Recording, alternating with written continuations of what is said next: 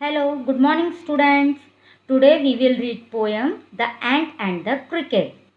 I will tell you its short explanation first in English then in Hindi. Okay? Now I start.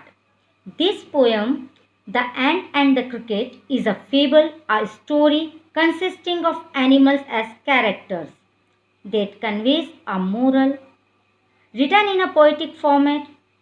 It is about a silly young cricket and a miser ant. The cricket used to sing all day long and enjoying his good times during the summer season. Later, when he needs help, it goes to the ant, and how the ant talks to him or says the poem tells us. Okay, now I am going to recite a poem for you and then I explain it in Hindi.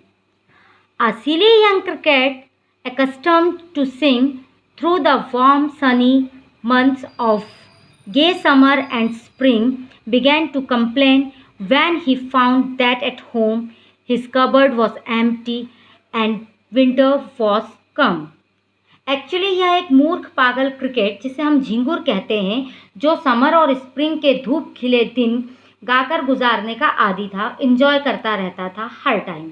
वह शिकायत करने लगा जब उसने देखा winter मतलब कि सर्दी आ गई है और घर पर उसकी कबर्ड अलमारी में खाने का एक भी दाना नहीं था। Not a crumb to be found on the snow covered ground, not a flower could he see, not a leaf on a tree. बर्फ से ढकी धरती में यानी सर्दी के कारण खाने का अनाज का एक दाना भी नहीं था। ना तो उसे कोई फल दिखाई देता था, ना ही किसी पेड़ पर कोई पत्ता दिखाई देता था। Oh what will become says the cricket of me. Cricket ने कहा, ओह अब मेरा क्या होगा। At last by starvation and famine made bold, all dripping with wet and all trembling with cold, away he set off to a miserly ant to see if to keep him alive he would grant. Last में भूखमरी और अकाल से तंग आकर उसने साहस और हिम्मत जुटाई और बारिश में भीगते हुए और ठंड से कांपते हुए वह एक बहुत ही कंजूस परंतु बुद्धिमान चींटी से मिलने चला गया।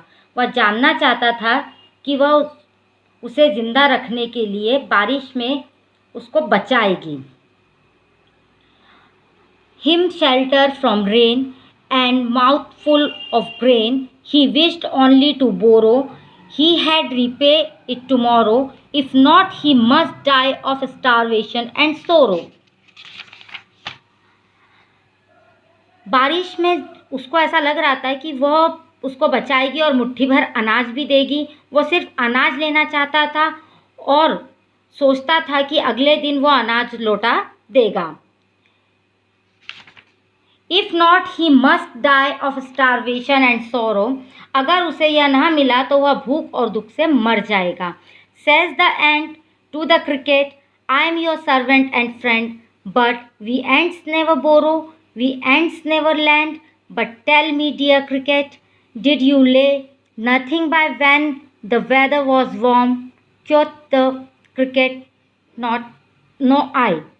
चींटी ने कहा, मैं तुम्हारी नौकर और दोस्त हूँ, लेकिन हम एंट्स ना कभी उधार लेते हैं ना देते हैं, परंतु डियर क्रिकेट मुझे यह तो बताओ, जब गर्मी का मौसम था तब तुमने कुछ भी बचा कर नहीं रखा। क्रिकेट ने कहा, मैंने कुछ नहीं बचाया। My heart was so light that I sang day and night, for all nature looked gay, you sang sir you say. Cricket ने कहा, मेरा मन इतना खुश था, मैं नेचर की हर एक चीज़ को देखकर दिन रात नाचता और गाता ही रहा।